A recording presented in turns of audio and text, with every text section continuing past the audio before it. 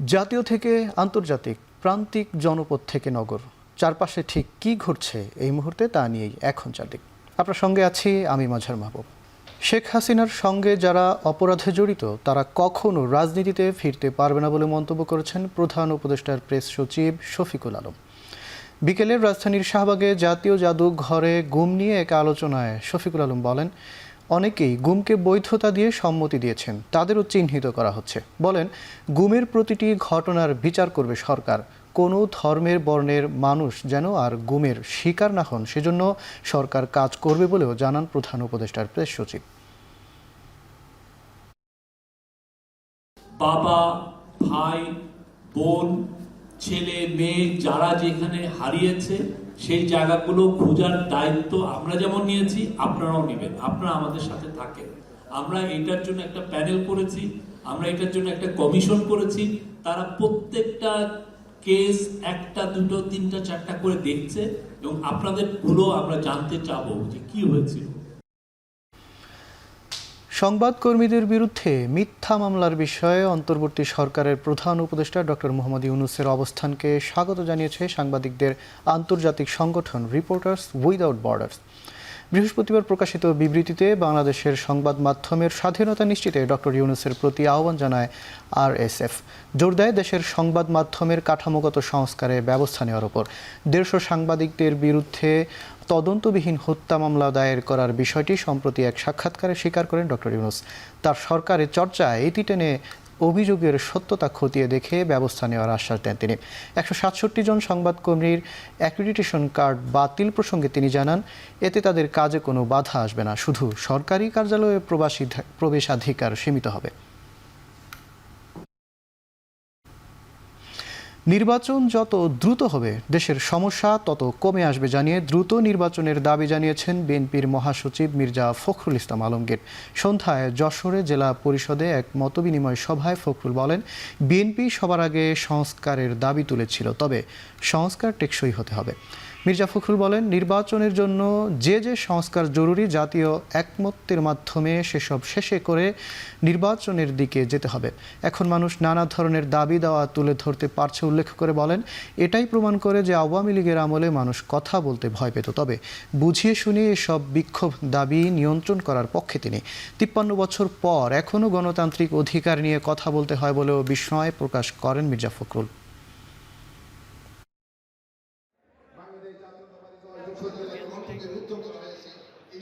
আমাদের সামনে একটা বিরাট, আমি বলবো ক্রান্তিকাল। আমরা একটা ছাত্র জনতার উন্নয়নের মধ্যে দিয়ে আমরা ফ্যাসিস্টকে হটিয়ে দিতে পেরেছি। অনেক চক্রান্ত, অনেক ষড়যন্ত্র হচ্ছে, আমরা সবাই জানি।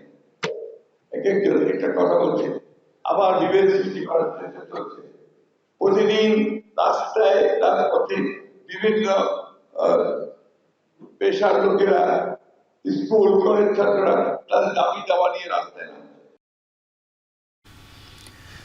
উপদেষ্টারা চাকরিজীবীর মতো কাজ করছেন, তাদের মধ্যে কোনো বিপ্লবী আচরণ নেই বলে মন্তব্য করেছেন বিএনপির সিনিয়র যুগ্ম মহাসচিব রুহুল কবির রিজভী। শুক্রবার বিকেলে রাজধানীর নয়াপল্টনে বিএনপির কেন্দ্রীয় কার্যালয়ের সামনে জাতীয়তাবাদী রিকশা, ভ্যান, অটো চালক দলের বিক্ষোভ সমাবেশে কথা বলেন তিনি। বিএনপি চেয়ারপারসনের বিশেষ সহকারী শামসুর রহমান শিমুল বিশ্বাস আশা করেন, ব্যাটারি চালিত রিকশার বিষয়ে শিগগিরই ইতিবাচক সিদ্ধান্ত নেবে সরকার। অনুষ্ঠানে গণ অভ্যুত্থানে হতাহত পরিবারের স্বজনরা রাষ্ট্রকে তাদের দায়িত্ব নেওয়ার দাবি জানান। এর আগে গণ অভ্যুত্থানে শহীদদের শান্তি কামনায় দোয়া করা হয়।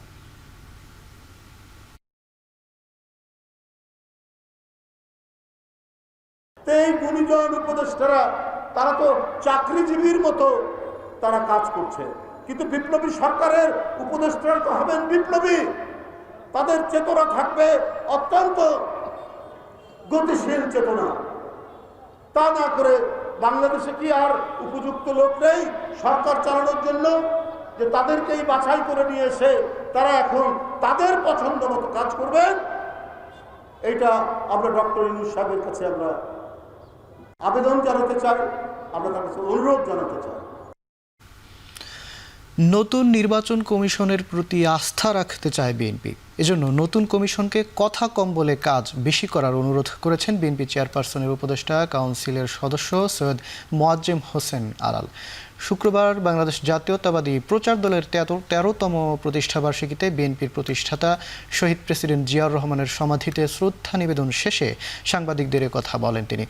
আলাল বলেন, এর আগে প্রধান ও আইন উপদেষ্টা নির্বাচন নিয়ে কাজ শুরু হওয়ার যে ইঙ্গিত দিয়েছেন তা বৃহস্পতিবার নতুন নির্বাচন কমিশন নিয়োগ দেওয়ার মাধ্যমে শুরু হয়েছে।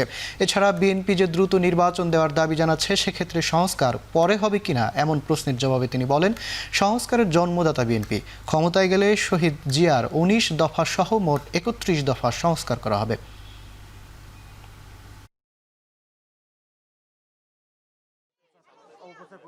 সংস্কার শব্দ এবং সংস্কারের যে আকৃতি, এটা তো বিএনপির হাতে তৈরি। সুতরাং আমরা সেই সংস্কারের পক্ষে থাকবো না এমনটা তো চিন্তা করাই দূষণীয়। এই সংস্কারের মধ্যে এসে পরবর্তীতে যোগ দিয়েছে বৈষম্য বিরোধী ছাত্র আন্দোলনের সাহসী নেতারা এবং আজকের এই অন্তর্বর্তীকালীন সরকার। সুতরাং লক্ষ্য তো সবার এক, কিন্তু অন্তহীন সময় তো সেজন্য সংস্কারের জন্য নেওয়া উচিত হবে না। বিএনপি দেশ ও জনগণের জন্য রাজনীতি করে, তাই অত্যাচার নির্যাতনেও এর নেতাকর্মীরা পালিয়ে যান না বলে মন্তব্য করেছেন দলটির স্থায়ী কমিটির সদস্য ডক্টর AZM জাহিদ হোসেন। বিকেলে হিলিতে ফ্যাসিস্ট সরকারের বিরুদ্ধে আন্দোলন সংগ্রামে আহত নেতাকর্মীদের সাথে মতবিনিময় সভায় তিনি কথা বলেন। উন্নয়ন হয়েছে যারা একটি দল করে তাদের, আর বিএনপি জনগণের দল। কারণ আমরা বিশ্বাস করি ব্যক্তির চেয়ে দল বড়, দলের চেয়ে দেশ বড়। আর বিএনপি হচ্ছে পালিয়ে যাওয়া মানুষের দল নয়, বিএনপি হচ্ছে বীরের দল, যারা স্বাধীনতা ঘোষণা দিয়ে অস্ত্র হাতে যুদ্ধ করে দেশকে মুক্ত করেছে এবং যাদের নেত্রী এখনো অসুস্থ অবস্থায় দেশের মানুষকে ফেলে পালিয়ে যান নাই বাংলাদেশে আছে। ইসলামী দলগুলোর সাথে জোট বেঁধে আগামী নির্বাচনে অংশ নিতে জামায়াত ইসলামী কাজ শুরু করেছে বলে জানিয়েছেন দলটির সেক্রেটারি জেনারেল অধ্যাপক মিয়া গোলাম পরওয়ার। শুক্রবার মেহেরপুর জেলা জামায়াতের কর্মী সম্মেলনে প্রধান অতিথির বক্তব্যে ফ্যাসিস্টদের দোসররা এখনও সক্রিয় উল্লেখ করে প্রশাসন ও রাষ্ট্র সংস্কারের জন্য সুষ্ঠু ও গ্রহণযোগ্য নির্বাচন দাবি করেন তিনি। তবে সেজন্য জামায়াত ইসলামী গ্রহণযোগ্য সময় দিলেও খুব বেশি সময়ে দিতে রাজি নয় বলেও উল্লেখ করেন তিনি। বিএনপির সাথে জামায়াতের সম্পর্ক আগের মতোই রয়েছে উল্লেখ করে তিনি বলেন, যারা দলটির সাথে জামায়াতের দূরত্ব দেখছে তারা গুজব সৃষ্টিকারী।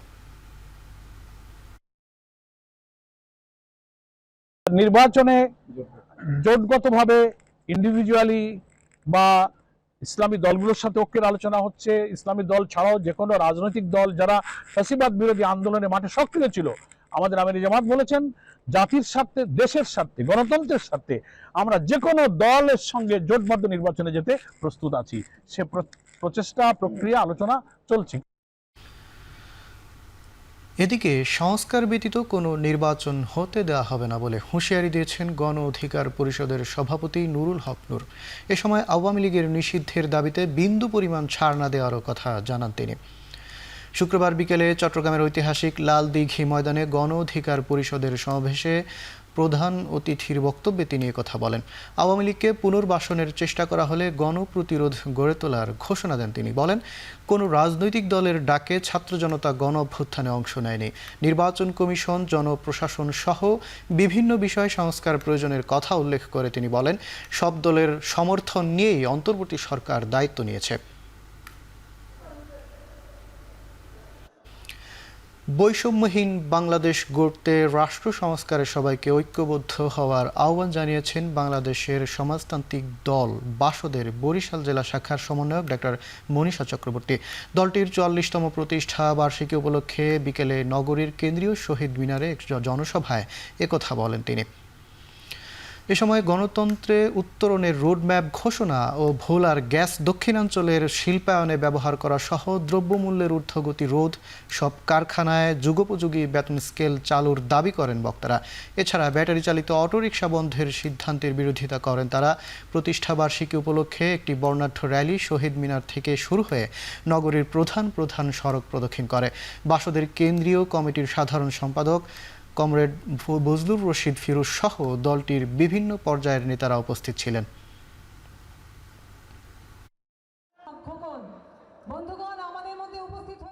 একটা শোষণমুক্ত বাংলাদেশ গড়ার যে প্রত্যয়, সেই প্রত্যয় ব্যক্ত করতে চাই। আমরা ব্যাটারি চালিত যানবাহন উচ্ছেদ বন্ধের দাবি জানাতে চাই এবং সকল কারখানায় যুগোপযোগী বেতন স্কেল চালুর দাবি করছি। আমরা একই সাথে বলতে চাই যে দ্রব্যমূল্য কমিয়ে গণতন্ত্র উত্তরণের রোডম্যাপ এই অন্তর্বর্তীকালীন সরকারের অবশ্যই ঘোষণা করতে হবে এবং দক্ষিণাঞ্চলের জনগণের জন্য ভোলার গ্যাস দিয়ে শিল্প কলকারখানা এই অঞ্চলে গড়ে তোলার ব্যবস্থা করতে হবে। বিদ্যুতের সমস্যা সমাধানে নবায়নযোগ্য বিদ্যুৎ উৎপাদনে বেশি গুরুত্ব দেওয়া হবে বলে জানিয়েছেন বিদ্যুৎ জ্বালানি ও খনিজ সম্পদ বিষয়ক উপদেষ্টা ফাউজুল কবির খান। সকালে নীলফামারী পল্লী বিদ্যুৎ সমিতির সম্মেলন কক্ষে আরবি ও পল্লী বিদ্যুৎ সমিতির কর্মকর্তাদের সাথে মতবিনিময় সভায় কথা বলেন তিনি। এ সময় উপদেষ্টা বলেন, সারা দেশে রেলের অবৈধ দখলে থাকা জমি উদ্ধারে অভিযান চলছে। খুব শীঘ্রই সৈয়দপুর রেলওয়ে বেদখল হওয়া জমিও উদ্ধার করা হবে বলেও জানান তিনি। মতবিনিময় সভায় রেলপথ মন্ত্রণালয়ের নবনিযুক্ত সচিব ফাহিমুল ইসলাম, অতিরিক্ত মহাপরিচালক আফজাল হোসেন ছাড়াও অনেকে উপস্থিত ছিলেন। এই যে জ্বালানির যে সৃষ্ট যে সমস্যা, সেটা থেকে কারণ হচ্ছে কি আপনার সূর্যের আলো তো কেনা লাগে না, কিন্তু আমার তো গ্যাস তো কিনতে হয়, কয়লা তো আমার কিনতে হয়। সারা দেশে এই যে রেলের যে জমি অবৈধ দখল আছে সেটার বিরুদ্ধে একটা অভিযান অব্যাহত আছে। বেশ অনেকটা জমি আমরা আবার রেলের মালিকানায় ফিরিয়ে নিয়ে আসছি। রিমান্ড শেষে ঢাকা উত্তর সিটি কর্পোরেশনের সাবেক মেয়র আতিকুল ইসলাম, সাবেক পুলিশ কর্মকর্তা আলেপুদ্দিন এবং সাবেক র্যাব কর্মকর্তা মহিউদ্দিন ফারুকীকে কারাগারে পাঠানোর আদেশ দিয়েছেন আদালত। শুক্রবার সিএমএম আদালতে বেগম আফনান সুমি ও মেহেদি হাসানের আদালত থেকে এই আদেশ দেওয়া হয়। তবে এদিন আসামিদের হাজির করা হয়নি। আইনজীবীরা জানান, উত্তরা পূর্ব থানার বকুল মিয়া হত্যা মামলায় 5 দিনের রিমান্ডে ছিলেন ঢাকা উত্তরের সাবেক মেয়র আতিকুল ইসলাম। অন্যদিকে যাত্রাবাড়ী থানার একই মামলায় 2 দিনের রিমান্ডে ছিলেন সাবেক অতিরিক্ত পুলিশ সুপার আলেপুদ্দিন ও র্যাব 2 এর সাবেক কোম্পানি কমান্ডার মহিউদ্দিন ফারুকী। তাদের রিমান্ড শেষ নিয়ে আদালতে নিয়ে আসা হয়।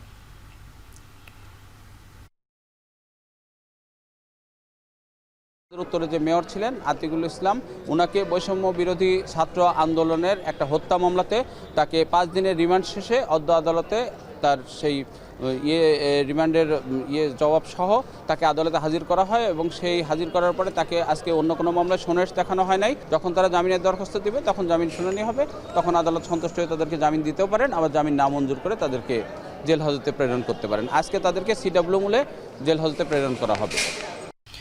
মহান মুক্তিযুদ্ধের রণাঙ্গনে 3টি বিমান নিয়ে যাত্রা শুরু করা বিমান বাহিনী এখন অত্যাধুনিক যুদ্ধ বিমান সহ নানা প্রযুক্তিতে সমৃদ্ধ বলে জানিয়েছেন বিমান বাহিনীর প্রধান air chief marshal Hasan Mahmud Khan. তিনি আরও বলেন, অপারেশনাল ও প্রশাসনিক সক্ষমতা বৃদ্ধিতে আরও অনেকগুলো প্রকল্প হাতে নেওয়া হয়েছে। শুক্রবার সকালে রাজধানীর তেজগাঁওয়ে বিএএফ শাহীন হলে বাংলাদেশ বিমান বাহিনীর খেতাবপ্রাপ্ত মুক্তিযোদ্ধা কিলো ফ্লাইটের সদস্য এবং তাদের উত্তরাধিকারীদের সংবর্ধনা দেওয়া হয়। তাদের সঙ্গে কুশল বিনিময় করেন বিমান বাহিনী প্রধান। অনুষ্ঠানে কিলো ফ্লাইট ও অন্যান্য বিমান বাহিনীর সদস্যদের অবদান শ্রদ্ধা ভরে স্মরণ করেন তিনি। বলেন, খেতাবপ্রাপ্ত বিমান বাহিনীর মুক্তিযোদ্ধা ও কিলো ফ্লাইটের সদস্যদের সাহসী অবদান ও আত্মত্যাগ বিমান বাহিনীর বর্তমান সদস্যদের দেশপ্রেমে অনুপ্রাণিত করে।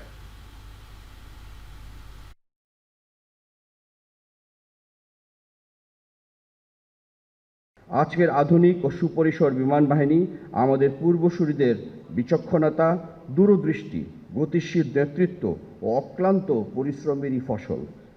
আমরা চেষ্টা করছি বিমান বাহিনীর উন্নয়নের ক্রমধারাকে আরও সামনে এগিয়ে নিতে। এরই ধারাবাহিকতায় ইতিমধ্যে বিমান বাহিনীতে সংযোজিত হয়েছে 4র্থ প্রজন্মের জঙ্গি বিমান, সুপরিসর পরিবহন বিমান, অত্যাধুনিক হেলিকপ্টার, বিভিন্ন ধরনের উচ্চ ক্ষমতা সম্পন্ন আকাশ প্রতিরক্ষা রেডার, ভূমি থেকে আকাশে নিক্ষেপণযোগ্য ক্ষেপণাস্ত্র এবং যুগোপযোগী সামরিক সরঞ্জাম। সপ্তাহ ব্যবধানে পেঁয়াজের দাম কিছুটা কমলেও কয়েক সপ্তাহ ধরে চড়া আলু। দাম বৃদ্ধির কারণ হিসেবে মজুতদারদের দায়ী করছেন পাইকারি ব্যবসায়ীরা আর খুচরা বিক্রেতাদের অভিযোগের তীর আড়তদারদের দিকে। ছুটির দিনে রাজধানীর বিভিন্ন বাজার ঘুরে দেখা যায় নভেম্বরের শুরুতে খুচরা পর্যায়ে প্রতি কেজি আলু ৬০ থেকে ৬৫ টাকা বিক্রি হলেও বর্তমানে তা ঠেকেছে ৭০ থেকে ৭৫ টাকা। সেই হিসাবে ৩ সপ্তাহের ব্যবধানে আলুর দাম কেজি প্রতি বেড়েছে ১৫ টাকা পর্যন্ত। তবে বেশ কিছুদিন চড়া দাম থাকার পর চলতি সপ্তাহে কমেছে পেঁয়াজের দাম। ১০ থেকে ১৫ টাকা কমে দেশি পেঁয়াজ ১১০ থেকে ১২০ টাকা, আর ভারতীয় পেঁয়াজ বিক্রি হচ্ছে ৮০ থেকে ৯০ টাকা। আড়তদারদের কাছ থেকে বেশি দামে আলু কেনার অভিযোগ খুচরা পর্যায়ের বিক্রেতাদের। আর আলুর দাম নাগালের বাইরে মন্তব্য করে ক্রেতারা বলছেন, মৌসুম অনুযায়ী কমেনি পেঁয়াজের দামও। গত সপ্তাহ ফুলকপি আসলে ভালো, যে এটা ৫০-৬০ টাকা পিস, এই সপ্তাহ ও ৫০-৬০ টাকা পিস। আমরা কোনো সবজির দামে বর্তমানে বাড়ে না, সীমিত ভিতরেই আছে। এখন কপির দাম একটু আগের চেয়ে একটু কম, আগে ছিল ৭০-৮০, এখন ৫০, ৪০, ৬০। মানে দেখেন যে ৩৫০ টাকা পারলে এখন সিজন আসছে, এরপরেও শীতকাল সবজি এত বাড়ার পরেও আলুর দাম এই অবস্থা, ৩৫০ টাকা পারলাম। গত সপ্তাহ দেশি বাজার বাজার ছিল ১৪০-১৫০, আজকে বেচছি ১১০ টাকা। এদিকে সারা দেশে সরবরাহ স্বাভাবিক থাকলেও খুচরা বাজারে স্বস্তি মিলছে না সবজির দামে। বাজারে বেড়েছে সামুদ্রিক মাছের পরিমাণ, কিছুটা কমেছে দাম। ময়মনসিংহের বাজারে পাইকারি পর্যায়ে সব ধরনের সবজির দাম কেজিতে কমেছে ৫ থেকে ৭ টাকা। তবে খুচরা বাজারে টানা যাচ্ছে না দামের লাগাম। পাইকারি ৭০ টাকার কাঁচা মরিচ খুচরায় বিক্রি হচ্ছে ১২০ থেকে ১৩০ টাকা। ৮০ টাকার শিম খুচরায় ১২০ টাকা, ৪০ টাকার শসা খুচরা বাজারে বিক্রি হচ্ছে ৬০ টাকা দরে। ভরা মৌসুমেও নওগাঁয় সব ধরনের সবজির দাম চড়া। পাইকারি বাজারে ৪০ টাকার নিচে মিলছে না কোনো সবজি, খুচরা বাজারে যা আরও বেশি। এদিকে সামুদ্রিক মাছের ভরপুর দেশের বৃহত্তম পাইকারি মাছ বাজার চট্টগ্রামের ফিশারি ঘাট, এতে কিছুটা কমেছে মাছের দাম। তবে ইলিশের যোগান কম থাকায় বছর শেষে এসেও হতাশ হচ্ছেন ক্রেতা বিক্রেতারা। কেজিতে দাম বেড়েছে ২০০ থেকে ৩০০ টাকা পর্যন্ত।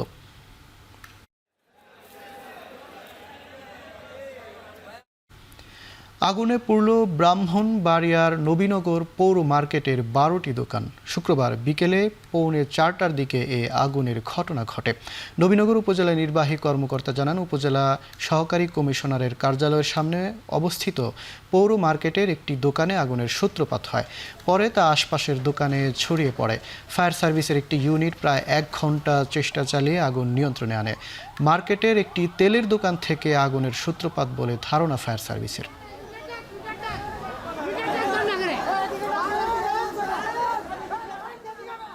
শীতের আগমনের শুরুতেই ভ্রমণ পিপাসুদের ঢল নেমেছে কক্সবাজার ও কুয়াকাটা সমুদ্র সৈকতে।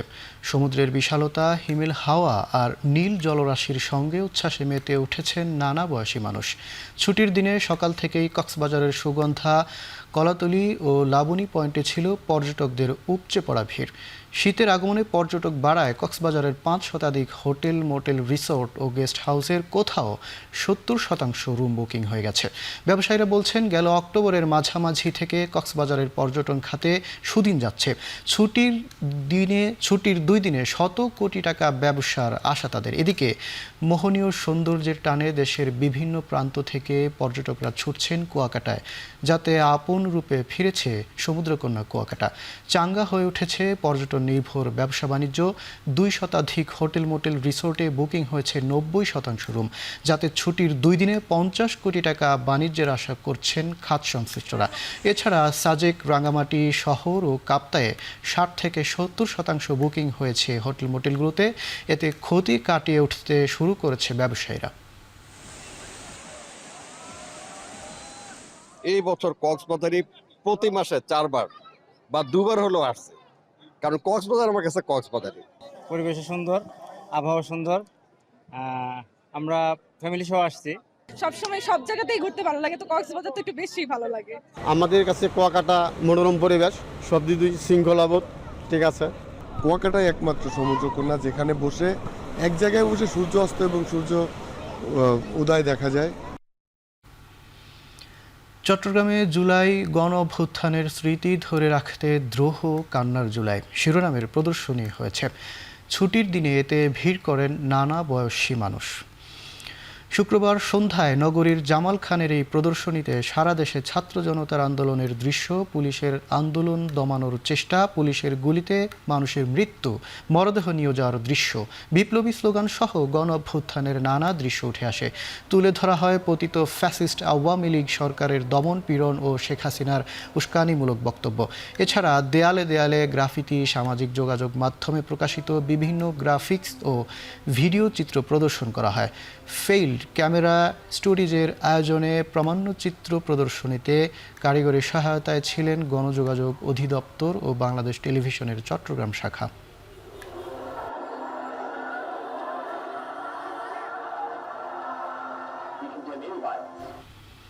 শীতের আগমনের শুরুতেই রাজশাহী বিশ্ববিদ্যালয়ের টিএসসিতে বসেছে পিঠার বাজার। শহরে কর্মব্যস্ত জীবনে ছুটির দিনে বাহারি পিঠার স্বাদ নিতে শিক্ষার্থীর পাশাপাশি ক্যাম্পাসে ভিড় করছেন বাহিরের ক্রেতারাও।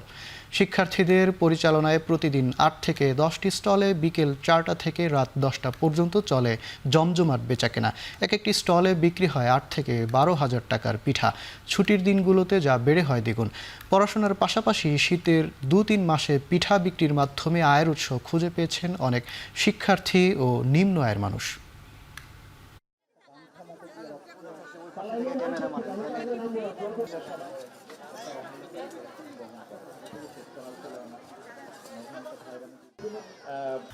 আন্তর্জাতিক অপরাধ আদালত আইসিসির জারি করা পরোয়ানার আওতায় 124টি দেশ ইসরায়েলের প্রধানমন্ত্রী বেনিয়ামিন নেতানিয়াহু ও সাবেক প্রতিরক্ষা মন্ত্রী ইয়োভ গ্যালান্টকে গ্রেপ্তার করতে বাধ্য। তবে এই ইস্যুতে ইউরোপের দেশগুলো মতবিরোধ চরমে পৌঁছেছে। সেখানে ইতালি ও স্পেন সহ ইউরোপের বেশ কয়েকটি দেশ গ্রেপ্তারি পরোয়ানাকে সমর্থন জানিয়েছে এবং নেতানিয়াহুকে গ্রেপ্তারের বিষয়ে সম্মতি দিয়েছে। তবে এটিকে জটিল প্রক্রিয়া উল্লেখ করে সাবধানে এগোতে চায় ফ্রান্স। মিশ্র প্রতিক্রিয়া জানিয়েছে জার্মানিও। ইসরায়েলের প্রতি তাদের মহান দায়িত্ব রয়েছে উল্লেখ করে গ্রেপ্তারি পরোয়ানার বিষয়টি সাবধানতার সাথে পর্যবেক্ষণ করছে দেশটি। তবে আন্তর্জাতিক আদালতের রায় মেনে চলার কথা জানিয়েছে কানাডা। অন্যদিকে গ্রেপ্তারি পরোয়ানা জারি বিষয়টিতে ক্ষিপ্ত যুক্তরাষ্ট্র ও আর্জেন্টিনা। গাজায় মানবতা বিরোধী ও যুদ্ধাপরাধের অভিযোগে নেতানিয়াহু ও ইয়োভ গ্যালান্টের বিরুদ্ধে গ্রেপ্তারি পরোয়ানার সিদ্ধান্তকে সাধুবাদ জানিয়েছে ইরান। ফিলিস্তিনিদের বিরুদ্ধে গণহত্যাকারী ইসরায়েলি কর্তৃপক্ষকে বিচারের আওতায় আনার জন্য একটি গুরুত্বপূর্ণ পদক্ষেপ হিসেবে আখ্যা দিয়েছে তুরস্ক ও দক্ষিণ আফ্রিকা সহ বিভিন্ন দেশ।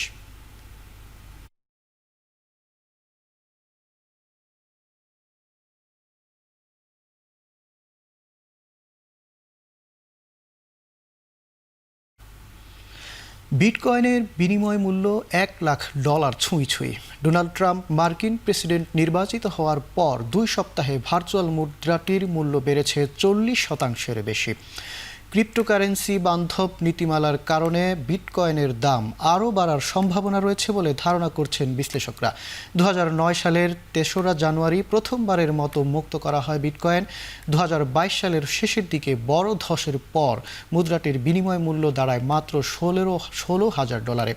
তবে চলতি বছরের শুরুতে বেশ কিছু এক্সচেঞ্জ ট্রেডিং ফান্ডকে অনুমোদন দেয় মার্কিন সিকিউরিটিজ অ্যান্ড এক্সচেঞ্জ কমিশন। এর পর থেকে বাড়ছে বিটকয়েনের দাম। এছাড়াও ভার্চুয়াল কয়েনের উন্মাদনায় বিশ্বজুড়ে ক্রিপ্টোকারেন্সির বাজার মূল্য পৌঁছেছে ইতিহাস সর্বোচ্চ $3 ট্রিলিয়ন।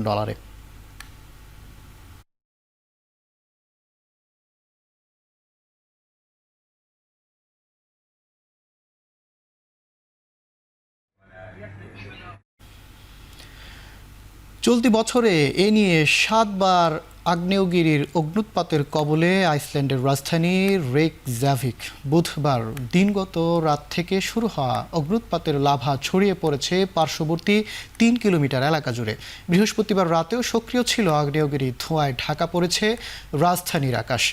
যদিও গেল আগস্টের তুলনায় এবারের অগ্নুৎপাতের তীব্রতা কম বলে নিশ্চিত করেছে স্থানীয় প্রশাসন। তবে বৃহস্পতিবার স্থানীয় সময় সন্ধ্যার পর থেকে আগ্নেয়গিরিটি আবারও জেগে ওঠার নিশ্চিন্ত হতে পারছে না কর্তৃপক্ষ। গেল 3 বছরে এ নিয়ে 10-12 অগ্নুৎপাত দেখল আইসল্যান্ডের বাসিন্দারা। এজন্য পরিবেশ বিপর্যয়কে দায়ী করছেন সংশ্লিষ্টরা। গেল বুধবার রাজধানী রেইকজাভিকে টানা 45 দিন ধরে লাভার উদগীরণ রেকর্ড করছে দেশটির আবহাওয়া অধিদপ্তর। 3 কিলোমিটারের বেশি এলাকায় সে লাভা ছড়িয়ে পড়লেও স্বাভাবিক আছে যান চলাচল ও জরুরি সেবা। শীতকালের প্রথম তুষারপাত দেখতে উন্মাদনা শুরু হয়েছে ইউরোপের নানা দেশে। বৃহস্পতিবার স্থানীয় সময় সকাল থেকে বরফে ঢেকে যায় ফ্রান্সের রাজধানী প্যারিসের পথঘাট। এতেই আনন্দে মাতোয়ারা হন বিদেশি পর্যটকরা। তুষারপাত দেখতে শহরের অলিগলিতে ভিড় করছেন স্থানীয়রা। প্যারিসের উত্তরাঞ্চলীয় শহরগুলোতে তুষারপাত দেখতে রীতিমতো ভিড় পড়ে গেছে। বরফের পুতুল বানিয়ে সেলফি তুলে দারুণ সময় কাটান স্থানীয়রা, সাথে অংশ নিয়েছেন পর্যটকরাও। বিকাল নাগাদ তুষারপাত থেমে গেলেও শুক্রবার 31টি কাউন্টিতে তুষারপাতের পূর্বাভাস থাকায় কমলা সতর্কতা জারি করেছে আবহাওয়া দপ্তর। এদিকে ফরাসিদের মতো বছরের প্রথম তুষারপাত দেখছেন ইউক্রেনীয় বাসিন্দারা। যদিও জ্বালানি স্থাপনা লক্ষ্য করে রাশিয়ার হামলার আশঙ্কা থাকায় আগাম প্রস্তুতি নিয়েছেন তারা। বিদ্যুৎ বিচ্ছিন্ন হয়ে পড়ার দুর্ভাবনার থাকলেও মৌসুমী আবহাওয়ার সৌন্দর্য উপভোগ করতে চান তারা। এর আগে গেল বুধবার বছরের প্রথম তুষারপাত দেখেছে ইউরোপীয় আরেক দেশ জার্মানি।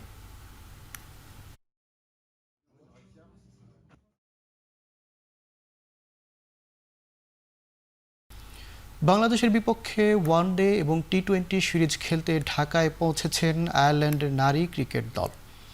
সকালে ক্রিকেটার কোচ সহ বাকি সদস্যরা শাহজালাল আন্তর্জাতিক বিমানবন্দরে পৌঁছান। পরে টিম হোটেলে যান সফররত নারী ক্রিকেটাররা। মিরপুর ক্রিকেট স্টেডিয়ামে টাইগ্রেসদের বিপক্ষে 29 নভেম্বর শুরু হবে লড়াই।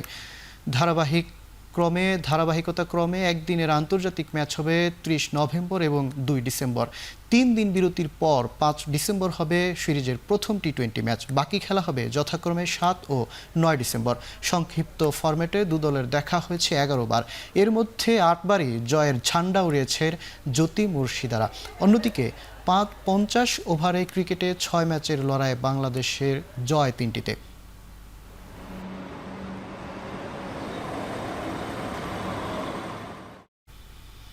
শেষ করছি এখন চারদিকে। এখন টেলিভিশন ওয়েবসাইটে দেখতে ভিজিট করুন www.ekhon.tv, ফেসবুকে ভিজিট করুন facebook.com/tv.ekhon, ইউটিউবে সার্চ করুন youtube.com/c/ekhon tv।